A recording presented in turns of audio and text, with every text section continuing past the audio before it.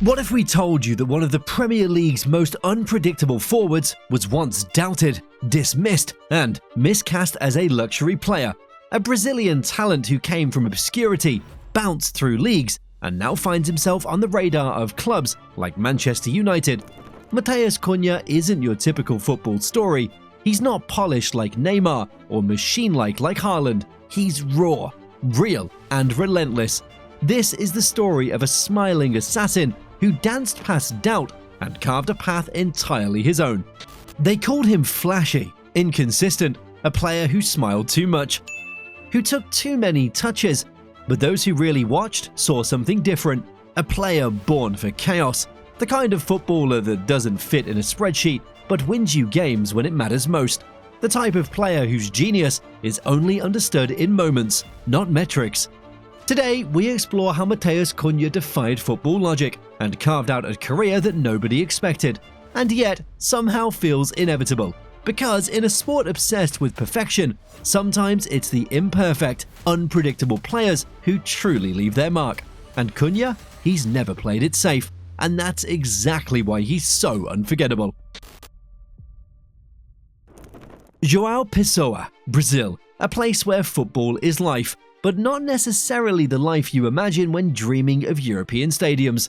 This wasn't Rio or Sao Paulo, this was the streets, the beaches, the bare-bones courts, where creativity is currency. This is where Matheus Cunha learned the game.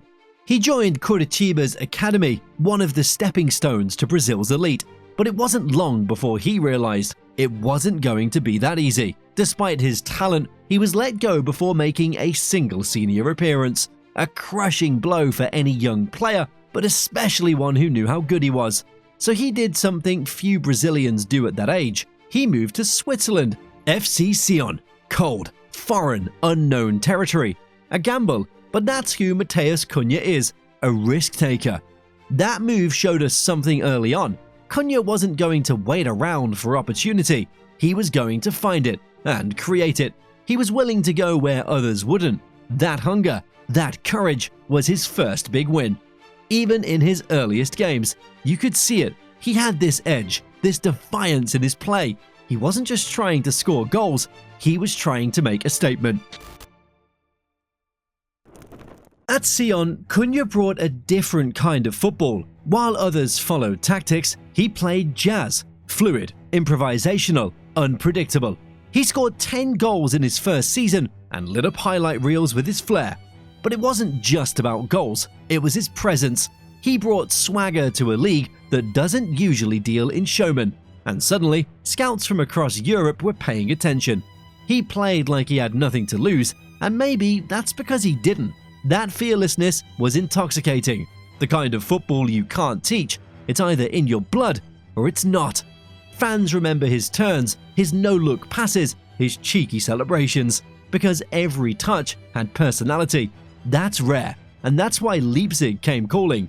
RB Leipzig, ever the collectors of raw, young talent, made the move. It felt like a step up, but in many ways, this would be his toughest challenge yet. Julian Nagelsmann's Leipzig was brilliant, but methodical. Every player was part of a well-oiled machine.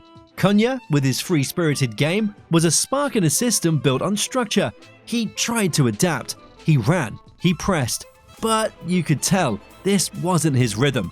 Even so, he gave us moments. That outrageous solo goal against Bayern Leverkusen, where he nutmegged, weaved and chipped, it was a masterpiece. It went viral, fans noticed, coaches didn't. Despite the brilliance, minutes were scarce. The rumors started, he's not serious, he's lazy, he's just flair. But look deeper, and the numbers tell a different story. In limited minutes, he was one of Leipzig's most efficient attackers in terms of goal contributions per 90. But still, the narrative stuck. It was a case of perception outweighing production, and Cunha needed more than highlights. He needed trust that never quite came. And so, for the second time in his young career, he walked away from comfort. He chose risk again, and this time it led to Berlin.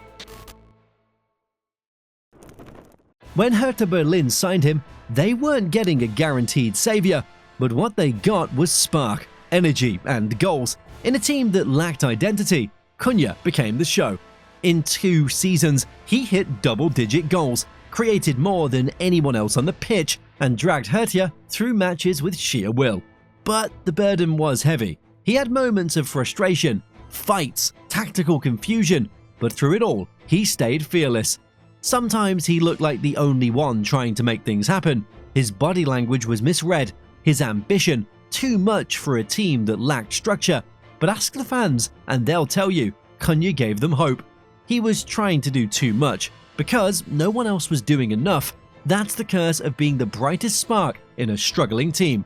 But what set Cunha apart? He never stopped trying. He never hid, even when the team faltered. His flair never disappeared. Tokyo 2020 was a turning point. With Brazil's under-23s, Cunha didn't just play, he led. Against Mexico in the semis, he scored when it mattered. In the final, he brought energy and leadership. Brazil lifted gold, and Cunha returned with something to prove, not just to his critics, but to himself. He belonged on the big stage. It was a tournament of maturity.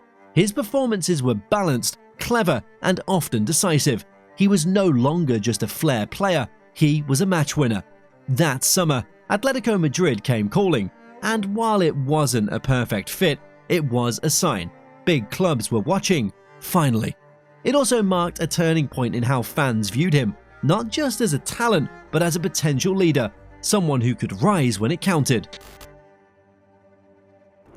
Simeone and Cunha, it sounds like an odd pairing. One thrives on structure, the other thrives on freedom. But it kind of worked, sometimes.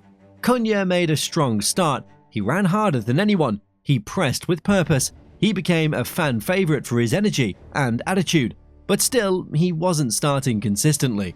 Despite limited minutes, he scored crucial goals, assisted in big games, and gave defenders nightmares.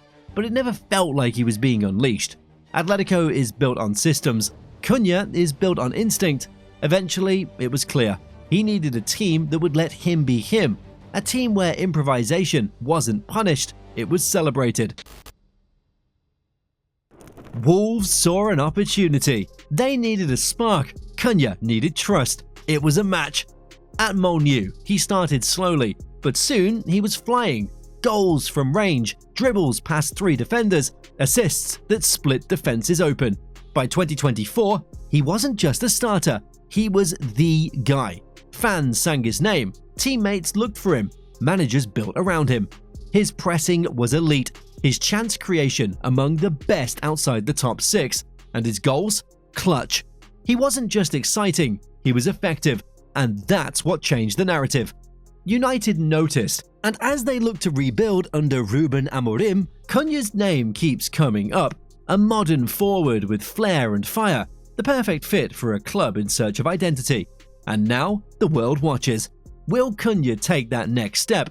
Will he rise to the moment once again? If history is any guide, you'd be a fool to bet against him. So, who is Matheus Cunha? Really? Not a party boy, not a troublemaker, just a player who refused to be boring. He smiles because he loves the game. He dribbles because that's what he was born to do. He doesn't fit into a mold because he was never meant to. He's not the player with the perfect attitude or flawless discipline, but he is the one who lights up the game when it matters. His football is a reminder that joy matters, that risk matters, that magic still exists.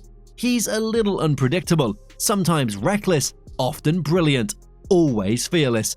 That's Matheus Cunha. Football needs artists, needs risk takers. Matheus Cunha is both.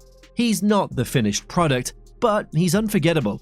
And as he eyes a potential move to Manchester United, don't be surprised if the smiling Maverick becomes a global star, because once you let Matheus Cunha be himself, there's no stopping him. This was the story of Matheus Cunha, the misunderstood Maverick, the smiling assassin, the man who defied football logic. If you like this story, smash that like button, subscribe, and let us know in the comments who you want us to feature next. Until next time, keep believing in the beautiful game.